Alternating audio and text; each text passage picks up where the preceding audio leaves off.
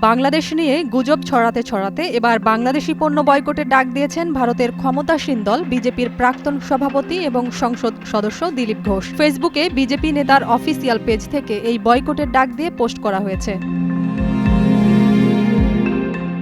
সেখানে তিনি লিখেছেন, আমাদের দেশে বাংলাদেশি পণ্য বিক্রি করে সেই টাকা দিয়ে ভারত বিরোধী কাজ করবে বাংলাদেশ, তাই বাংলাদেশের এই পণ্য কেনা বন্ধ করুন। পোস্টের সঙ্গে তিনি কিছু বাংলাদেশি পণ্যের ছবিও জুড়ে দিয়েছেন।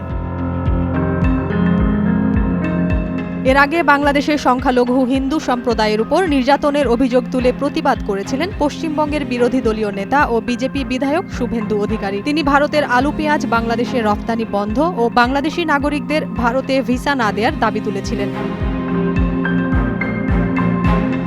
দিলীপ ঘোষ এই পোস্ট করার পরেই অনেকে অনেক মন্তব্য করেন। সেখানে একজন লিখেছেন, বাংলাদেশি পণ্য যে বিক্রি করবে সঙ্গে সঙ্গে তার প্রতিবাদ করতে হবে। দ্বিতীয়জন লিখেছেন, বাংলাদেশের আছেটা কি যে বয়কট করব, ওরাই আমাদের জিনিস ইউজ করে। আরেকজন লিখেছেন, এগুলো বাংলাদেশের প্রোডাক্ট জানার পরে আর কিনি না। তথ্য বিশ্লেষণ করে দেখা যায়, ভারতের বাজারে রপ্তানি হওয়া শীর্ষস্থানীয় বাংলাদেশি পণ্যগুলো হচ্ছে তৈরি পোশাক, পাট ও পাটের সুতা, হোম টেক্সটাইল, সয়াবিন তেল, হিমায়িত মাছ, প্লাস্টিক। এছাড়া ভারতে রপ্তানি হওয়া বাংলাদেশি পণ্যের প্রায় 50% তৈরি পোশাক। তবে ভারত বাংলাদেশে যা রপ্তানি করে তার তুলনায় এগুলো কিছুই না। আরও একটি পণ্যের বিশেষ চাহিদা রয়েছে ভারতে, তা হলো বাংলাদেশের ইলিশ। এর আগে বাংলাদেশে একাধিকবার ভারতের পণ্য বয়কটের ডাক দেয়া হলেও গেল পূজা উপলক্ষে ইলিশ পাঠাতে বাংলাদেশের কাছে চিঠি পাঠিয়েছিল ভারত। দেশটির ফিশ ইম্পোর্টার্স অ্যাসোসিয়েশন ইলিশ রপ্তানির জন্য আবেদন জানিয়ে বাংলাদেশ সরকারের কাছেই চিঠি দেয়।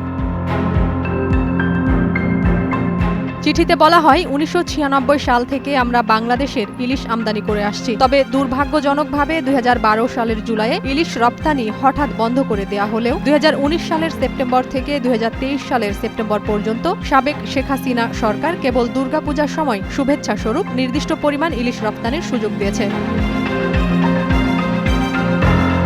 পশ্চিমবঙ্গ, আসাম ও ত্রিপুরায় বাংলাদেশের ইলিশের অনেক চাহিদা আছে উল্লেখ করে পরিস্থিতি বিবেচনায় দুর্গাপূজায় ভারতে ইলিশ রপ্তানির অনুমতি দিতে তারা বাংলাদেশের অন্তর্বর্তী সরকারের হস্তক্ষেপের জন্য অনুরোধ করে।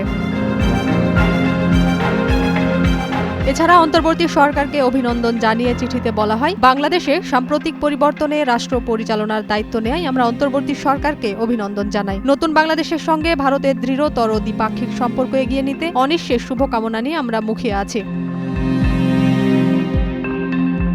তবে বিজেপি নেতাদের এমন বক্তব্যে ক্ষুব্ধ হচ্ছেন ভারতের ব্যবসায়ীরা। অনেক ব্যবসায়ী বলছেন, বাংলাদেশ ভারতের অনেক বড় রপ্তানি বাজার। বাংলাদেশ রপ্তানির চেয়ে আমদানি বেশি করে ভারত থেকে। তাই এমন প্রতিহিংসা চলতে থাকলে ভারতই বেশি ক্ষতিগ্রস্ত হবে এবং এতে উভয় দেশেই প্রভাব পড়বে।